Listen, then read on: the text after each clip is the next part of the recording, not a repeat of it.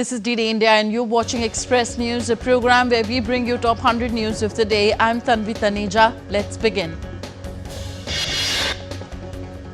During his two-day visit to Gujarat, Prime Minister Narendra Modi held a roadshow in Vadodara, a city which drew thousands of supporters, reflecting strong local backing ahead of key national developments.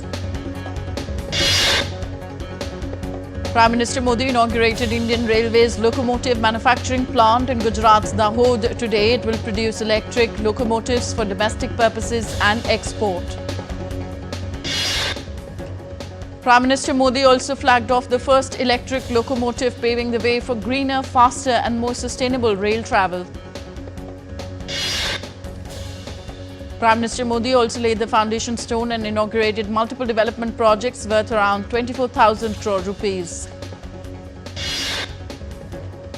Addressing the event, Prime Minister said that the most remarkable project inaugurated today is the electric locomotive factory in Dahod. It is the first electric locomotive from this factory that has been successfully built. Prime Minister Narendra Modi inaugurated multiple development projects worth over 53,400 crore rupees at Bhuj in Gujarat on Monday. The projects from the power sector include transmission projects for evacuating renewable power generated in the Khavda Renewable Energy Park, among others.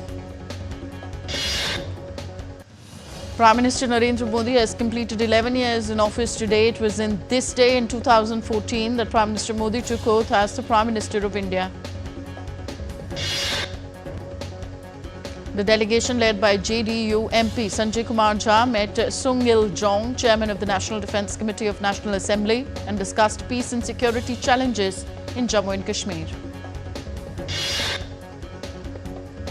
A high-level all-party delegation led by BJP Member of Parliament Baijant Panda met Kuwait's Deputy Prime Minister and Minister of State for Cabinet Affairs, Sharida Abdullah Saad Al Musarji. All-party delegation led by MP Kanimuri Karunanidhi held a meeting with Chairperson of the Foreign Policy Committee of the National Assembly, Predrag Bakovic, in Slovenia. External Affairs Minister Dr. S. Jaishankar chaired the consultative committee meeting of the Ministry of External Affairs in New Delhi. Discussions were held on Operation Sindoor and India's zero-tolerance policy against terrorism. A group of artists of Gond art and Madhubani art called on India's President Draupadi Murmu in New Delhi on Monday. The President viewed the paintings made during their stay at Rashtrapati Bhavan under the Artists in Residence program Kala Utsav for a week. India's Vice President Jagdeep Dhankar inaugurated the Krishi Udyog Samagam in Narsinghpur district of Madhya Pradesh today. Home Minister Amit Shah laid the foundation stone for Swasti Nivas, a state-of-the-art residential facility at the National Cancer Institute in Nagpur. Lauding the initiative, the Home Minister said that Swasti Nivas will help preserve the emotional bonds of families through difficult times. Minister of Science and Technology and Earth Sciences, Dr. Jitendra Singh, launched the high-resolution numerical weather prediction model Bharat Forecast System developed by the Ministry of Earth Sciences in New Delhi today. Speaking at the event, the minister lauded the Women Inclusive team, saying that we are not empowering women, but we are seeing empowerment through women. Education Minister Dharmendra Pradhan has said that around 15 foreign universities will be establishing their campuses in India by this academic year. The minister highlighted this while addressing the letter of intent handover ceremony to the UK's Liverpool University in New Delhi today. The minister said Liverpool University will be operational from next year. In business news, Indian equity indices ended on a positive note in a volatile session on Monday. At close, the Sensex jumped 455 points to settle at 82,176. Nifty at the National Stock Exchange climbed 148 points to settle at 25,001. Gold futures maturing on June 5th were priced at 95,665 rupees per 10 grams on the multi-commodity exchange. Silver futures for July 4th maturity stood at 97,782 rupees per kilo on the MCX. Indian rupee rose 35 paise to settle at 85 rupees 10 paise against the US dollar on Monday. Oil prices rose on Monday after US President Donald Trump extended a deadline for trade talks with the European Union, easing concerns about US tariffs on the bloc that could hit fuel demand. Brent crude futures rose 0.6% to $65.17 a barrel, while US crude was up 0.5% at $61.86 a barrel. European shares rose sharply on Monday. The Pan-European Stock 600 index rose 0.9% after the delay in President Trump's 50% tariff for EU imports was announced. Nippon Steel shares jumped as much as 7.4% on Monday after US President Donald Trump threw his support behind a new partnership between Japanese firm and US Steel. When asked about the potential acquisition of US Steel by Japan's Nippon Steel, US President Trump said the US would maintain control over the deal. India's Minister of Culture and Tourism, Gajendra Singh Shekhawat, is leading the Indian delegation at BRICS Culture Ministers meeting in Brazil. Amid ongoing talks with the US, Iran on Monday rejected to pause their uranium enrichment as part of any nuclear deal. US insisted that Iran cannot continue to enrich uranium at all in any deal that could see sanctions lifted on Tehran's struggling economy. US President Donald Trump issued a rare rebuke to Russian leader Vladimir Putin on Sunday, saying he was not happy with him after Moscow launched a record number of drones against Ukraine. Responding to a question on the tarmac in Morristown, Trump said he was absolutely considering increasing US sanctions on Russia in response to the latest drone attacks. Ukrainian President Volodymyr Zelensky called on the US to speak out. In a social media post, Zelensky said that the silence of America, the silence of others in the world, only encourages President Putin. Kremlin spokesman Dmitry Peskov said on Monday that Russia has struck military targets in Ukraine in response to Ukrainian strikes on Russian civilian targets. Lawmakers from European and Arab countries met in Madrid on Sunday to discuss the Gaza conflict. The talks were aimed to stop Israel's military offensive in Gaza. US President Donald Trump said that he was not interested in moving textile manufacturing back to America, saying instead he was focused on big things like computer chips and military tanks. Donald Trump on Sunday backed off from his threat to impose 50% tariffs on EU imports, agreeing to extend trade talks until July the 9th.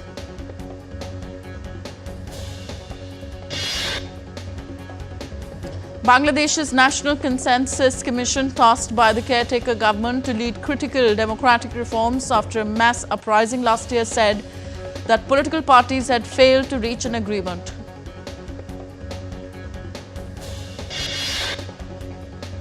French President Emmanuel Macron is currently in Vietnam on the first leg of his Southeast Asia tour, where he is positioning France as a reliable alternative partner to both the US and China. During his visit, Macron signed multiple deals with his Vietnamese counterpart Luang Quong, including agreements for 20 Airbus planes, nuclear energy, cooperation, railways, Airbus satellites and Sanofi vaccines. This year, ASEAN's chair Malaysia announced that it would continue separate talks with Myanmar's military junta and opposition groups, aiming to promote direct dialogue between the two. Southeast Asian leaders signed a landmark agreement on Monday outlining a 20-year vision for deeper regional integration under the Association of Southeast Asian Nations, ASEAN. South Korea's Liberal presidential candidate Lee Jae-myung said on Monday that if elected, he would work to restore communication with North Korea, including reopening a military hotline. Sri Lanka today bid farewell to legendary actress Malani Fonseca with full state honours at the Independence Square in Colombo, dubbed the Queen of Sri Lankan cinema. Fonseca passed away on Friday at the age of 78 while undergoing treatment at a private hospital. US President Donald Trump said that he is considering taking $3 billion in grant money away from the Harvard University and giving it to trade schools across the United States. His comments came less than a week since he blocked Harvard from enrolling foreign students. U.S. Homeland Security Secretary Kristi Noem and U.S. Ambassador to Israel Mike Huckabee visited Jerusalem's Western Wall, where early celebrations for Monday's Jerusalem Day holiday were taking place. Suriname's ruling party and its top opposition rival have won almost the same number of seats in the parliamentary elections, setting the stage for complex coalition negotiations. The coastal city of The Hague in the Netherlands is preparing to host the 2025 NATO summit on June 24th-25th. Security measures will be tight, with all 32 heads of government from NATO nations, including President Donald Trump, expected to attend. We're heading for a short break. We'll be back with the Express News in just a bit. Stay tuned to DD India.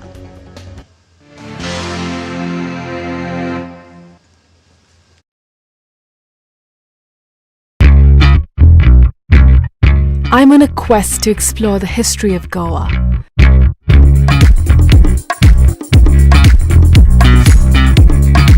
A land steeped in diverse and intersecting cultures and traditions.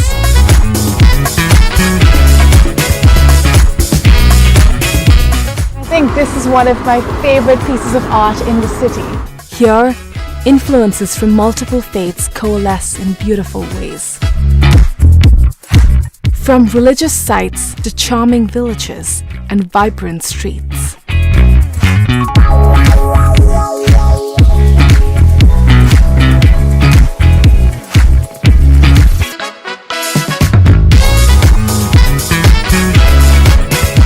Watch Postcards from Goa on National Geographic.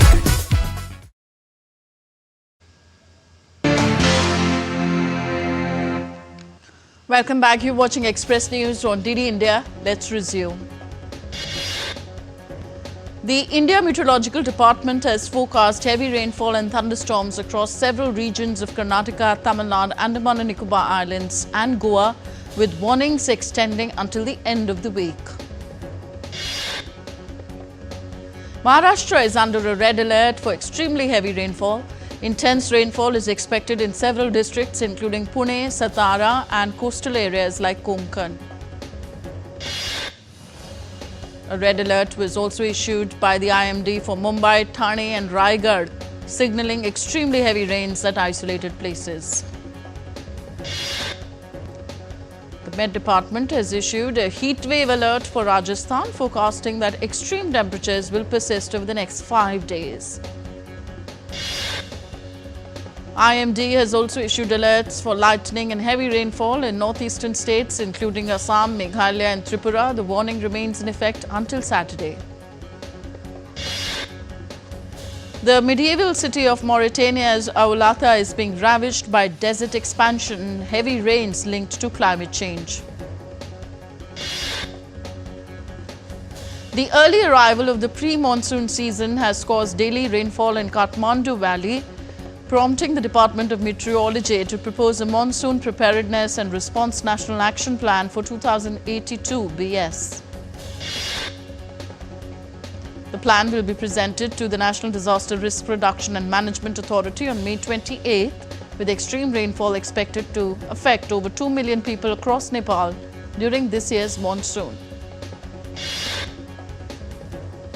The UAE set a new May temperature record, reaching 51.6 degrees Celsius for the second day in a row. The country is feeling the impact of climate change, especially as a major oil exporter.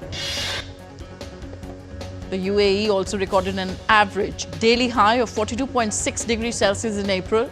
The number of extremely hot days has nearly doubled globally in the past 30 years, highlighting the growing climate threat. Cairo's historic Heliopolis district is marking its 120th anniversary through exhibitions and cultural activities showcasing its iconic architecture and rich heritage.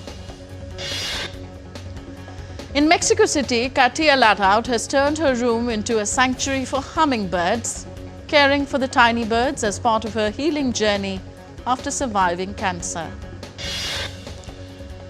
Hundreds gathered in Minneapolis for a candlelight vigil marking 5 years since George Floyd was killed by a police officer. The event comes as President Donald Trump backtracks on reforms aimed at addressing racism. An Aztec dance group performed a ceremonial dance at George Floyd's memorial in Minneapolis, marking 5 years since his death and honoring his memory through tradition and tribute.